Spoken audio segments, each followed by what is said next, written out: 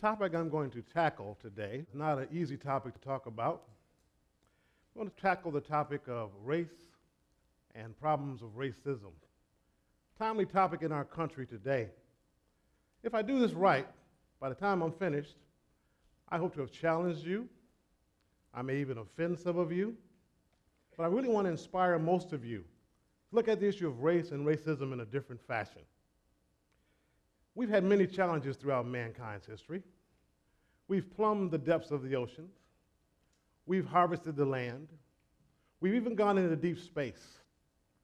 Way back in 1966, there was this television movie show called Star Trek.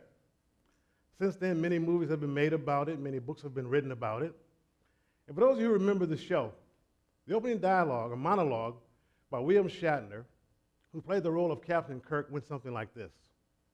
Space, the final frontier. These are the voyages of the Starship Enterprise. Its 5-year mission to explore strange new worlds, to seek out new life and new civilizations, to boldly go where no man has gone before. Well, their mission was to seek those who were different than themselves. Their missions were to find aliens of all shapes, sizes, and colors and interact with them. That was their mission. And regardless of the color of the people they dealt with or the shape that they dealt with, they sought diversity. Unfortunately, in our lives today, there are people who don't celebrate diversity, and they don't accept people of another race. Webster's dictionary defines race as a group of people unified through common interests, habits, or certain physical characteristics. There are people in every race these days who hate or look down at people of another race. They think that because of their color of their skin as opposed to someone else's, they're somehow superior. Webster's dictionary defines racism as the thought or belief that you are better than someone else or superior to them simply due to race. So, where does that leave us? When we talk about the issue of race today, I believe that we can conquer this issue. Let me tell you why. Each of us, regardless of our race, has someone of the same race that we love. Each of us has someone of the same race that we dislike. Each of us has someone of a different race that we love. Each of us has someone of a different race that we dislike. So if you think about those examples, race is not the issue, whether you like someone or dislike someone.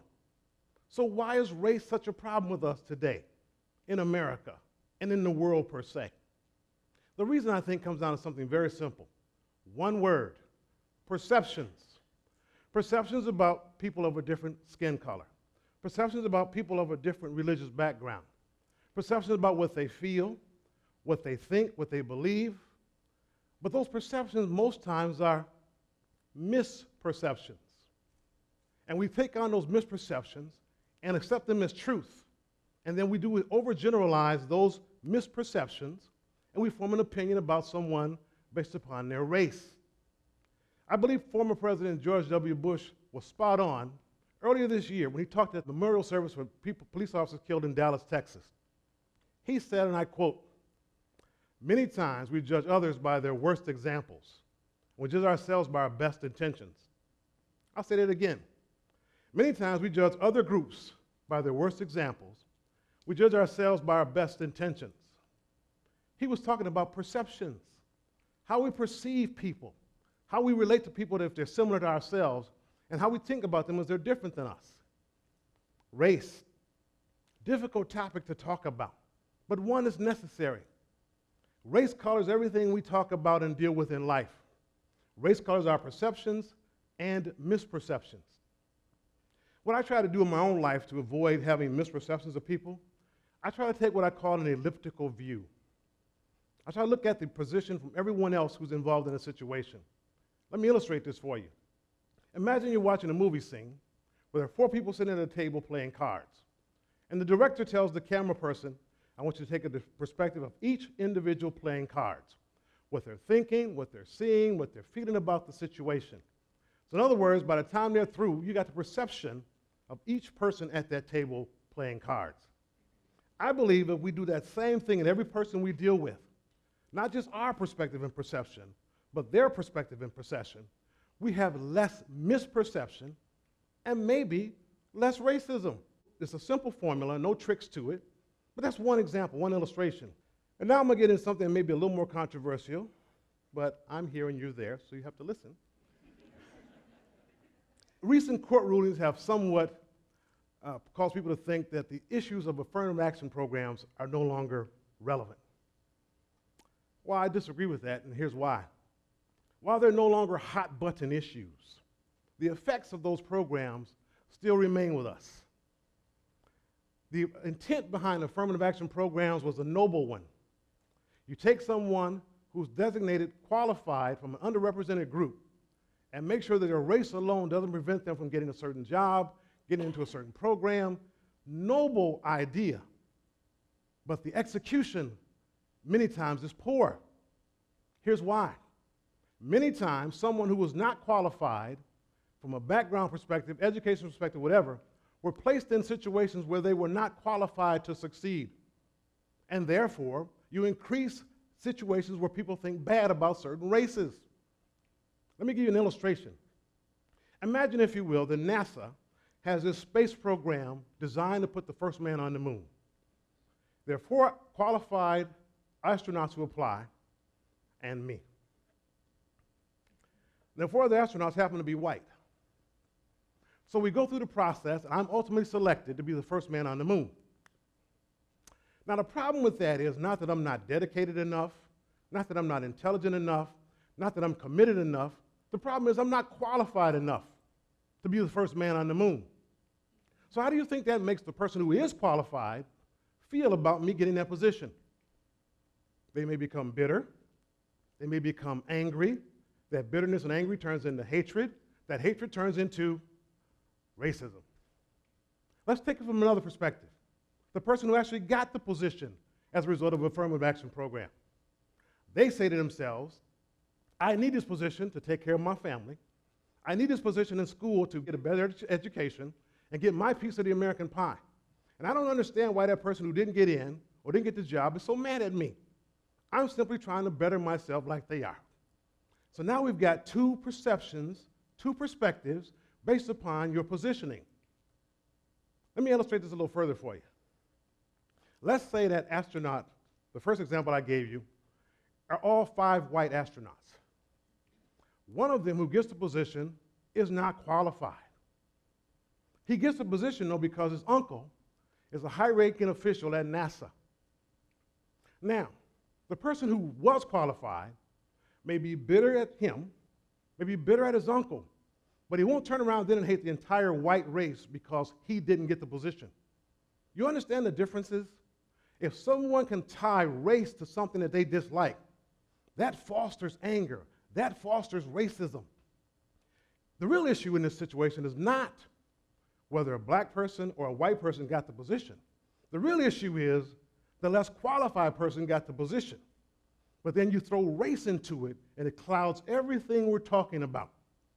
This is what I'm talking about, perceptions and misperceptions.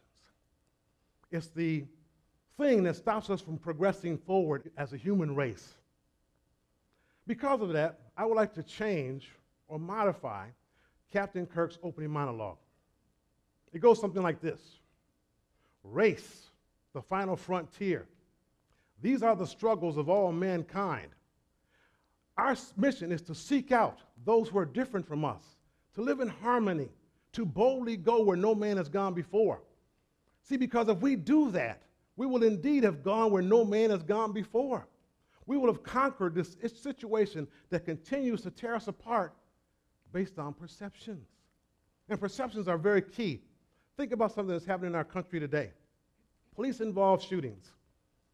At first, the shooting is either deemed justified or unjustified in the public's eye. If the shooter and the person being shot are of the same race, you immediately go to whether or not the shooting was justified and appropriate. If the shooter and the person being shot are of different race, we dance around the issue of race, we dance around all these other things, and the real issue in both of them is, was this shooting justified and appropriate? Because we're hung up on race, We don't deal with the real issue. Was the shooting justified and appropriate?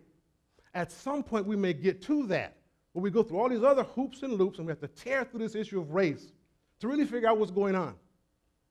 The community I come from in 1981 had their own police-involved shooting where a black man was killed by white officers doing a raid execution on his home. And afterwards, there was community outrage. And in response to that, the police department decided to actively recruit qualified minorities to be on the police department. That met with some resistance from some of the white officers who were already in the police department.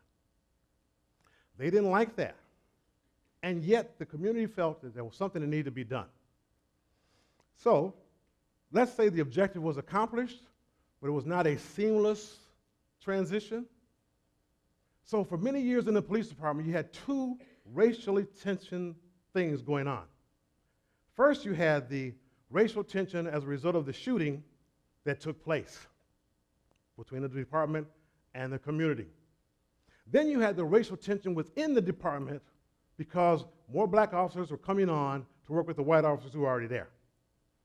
Fast forward 12 years later. I'm a prosecutor at the time.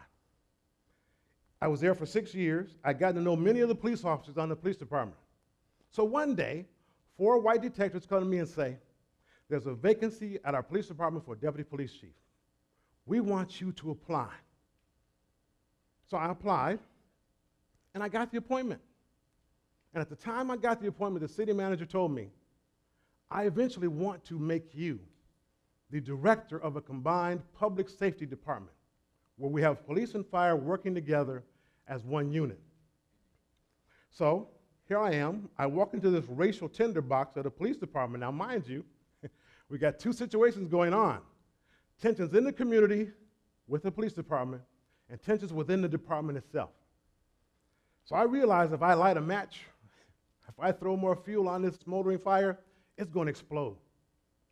So I was welcomed to the police department by a series of 4 lawsuits by white officers who felt I got the position just because I was black and not qualified.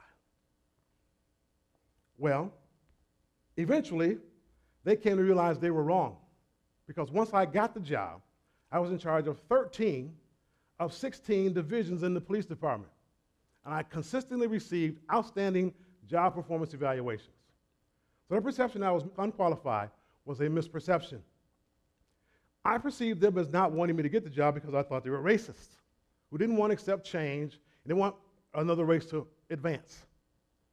As I got to know them and work with them in a better relationship, I realized my perception was wrong. They simply were upset because they had been there for a number of years, and were upset that because those years of service didn't translate into them getting into position over a non-cop. But you see what could have happened there? I could have taken that as a racist viewpoint and shut down. They could have taken me as unqualified and shut down. What we both did was we came together in the middle, tried to make things work. So we got past the issue of race when it was right up front. Here's the question I have for you. Where do you stand on this issue of race? What are you doing about it? Are you on the outside watching this on spectator porch saying, boy, things are really bad? Or are you in the ring, engaged in the fight, trying to turn things around and make things better? And if you're on the outside and don't know where to start, I have advice for you. Simply start where you are. Start with an elliptical view. When you come into contact with someone of a different race, how your words and your actions are conveying a message to them that says, I'm for the advancement of all mankind, or I'm against you. Start where you are to look at people you deal with of the same race and how you all deal with people of a different race. So we change these perceptions to become better at working together, that we can eventually go, as Captain Kirk would say, where no man has gone before. Thank you.